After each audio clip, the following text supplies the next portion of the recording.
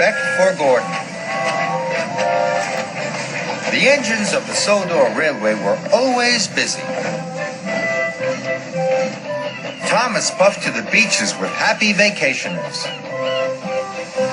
And Gordon proudly pulled the express. Gordon thought he was the strongest, fastest, and cleanest engine on the whole of the railway. But one thing bothered him. His firebox rattled as it cooled down at night. Gordon knew his rattle stopped the other engines from getting to sleep. That night, Gordon's firebox went click, clunk, click, clunk. Thomas and Percy started to chuckle. "Rattler Gordon's keeping us all awake," peeped Percy. "The only engines keeping other engines awake," huffed Gordon crossly, "are little engines with very bad manners." But secretly, he felt rather embarrassed. In the morning, Percy teased Gordon again.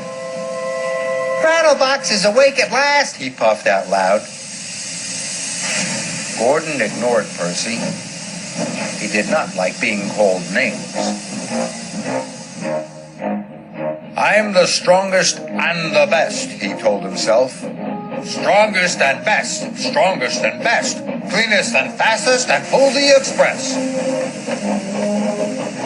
He wished the other engines would remember that. Later, Gordon pulled into Knapford Station. "Oh, look," laughed Emily. "Rattler Gordon's here. He's pulling the Click-Clunk Express."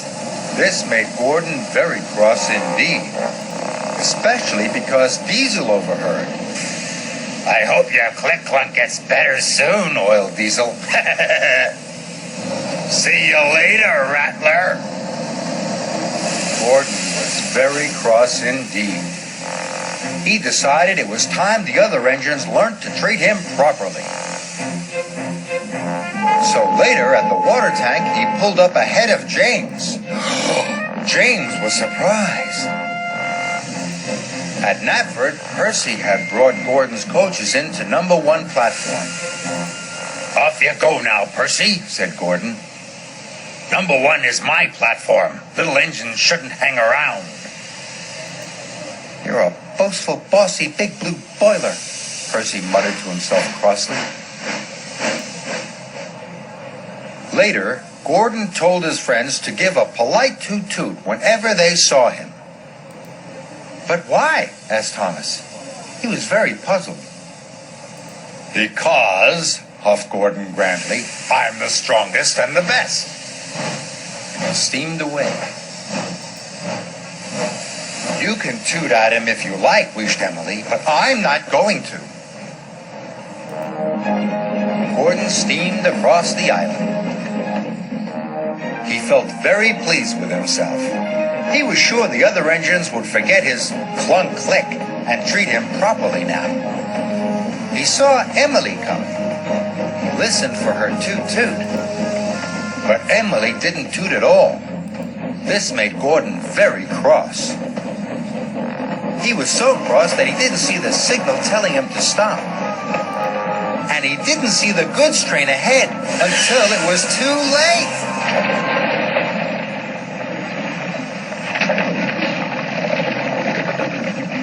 Luckily, no one was hurt. But Gordon came off the rails and he was covered in gooey red jelly.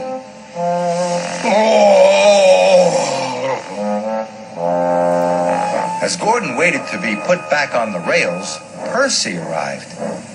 "Hello, Gordon," peeped Percy. "I see you're not the cleanest engine anymore." Then James puffed up. "I don't think you'll be pulling the express for a while, Gordon," joked James.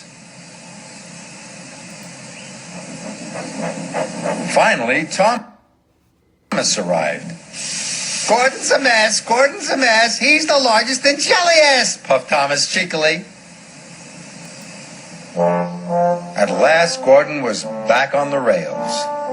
He felt very foolish indeed. Edward pushed him to the fitter's yard. Gordon had to stay at the fitter's yard for a long time. It was hard to get the jelly out of his engine. Emily and Henry took in turns to pull the express for him.